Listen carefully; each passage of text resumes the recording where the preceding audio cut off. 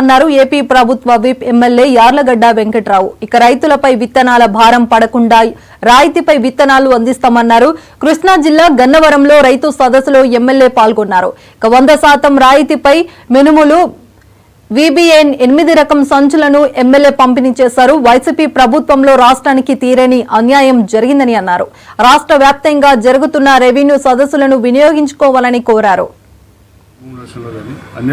ఈ రోజు ఉదయం ముగ్గురు రాజ్యసభ సభ్యులు బీజేపీ నుంచి ఒకళ్ళు, తెలుగుదేశం పార్టీ నుంచి ఇద్దరు నామినేషన్స్ పరిస్తే ముగ్గురు ఎనానమస్గా రాజ్యసభకి ఎన్నిక కాబోతున్నారు. వాళ్ళందరికీ శుభాకాంక్షలు తెలియజేస్తూ ఈ రోజున రాష్ట్ర వ్యాప్తంగా రెవెన్యూ సభలు జరుగుతున్న విషయం మీడియా సోదరులందరికీ తెలిసిందే. ఈ అవకాశాన్ని వార్డున ఉపయోగించుకోవాల్సిందిగా ఈ రాష్ట్ర ప్రజలు కోరుతున్నారు.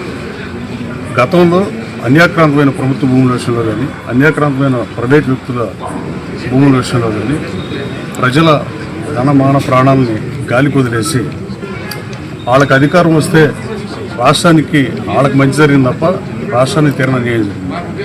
ఆఖరికి గుంటలు పూర్తయిన పరిస్థితిలో ప్రభుత్వం పరిపాలించి ఖజానా అంతా ఖాళీ చేసిన పరిస్థితి.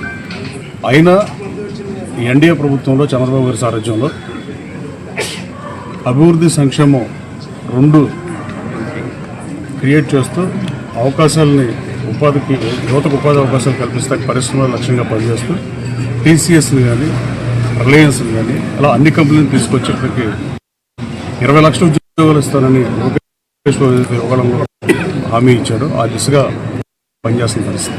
మల్లవల్లిలో 15,000 ఉద్యోగాలు, మల్లవల్లిని కాదు గన్నవరం 15,000 మంది ఉద్యోగ ఉపాధి అవకాశాలు కల్పించకపోతే నేను ఈసారి ఎన్నికల్లో ఓటాడు ముందు ఎన్నికలు పూర్తించాను. దాన్ని మొన్న గౌరవ ముఖ్యమంత్రి గారు ఆయన స్ఫూర్తితో పనిచేస్తున్న అశోక్ లేలాండ్ వెనక్కి తీసుకొచ్చాము. 420 కంపెనీలు రాబోయే 20 నెలల్లో రాబోతున్నాయి. 18 నెలల్లోనూ వస్తే రాబోతే ప్రభుత్వం భూమి వెనక్కి తీసుకునే పరిస్థితి. బాపట్ల జిల్లా బట్టి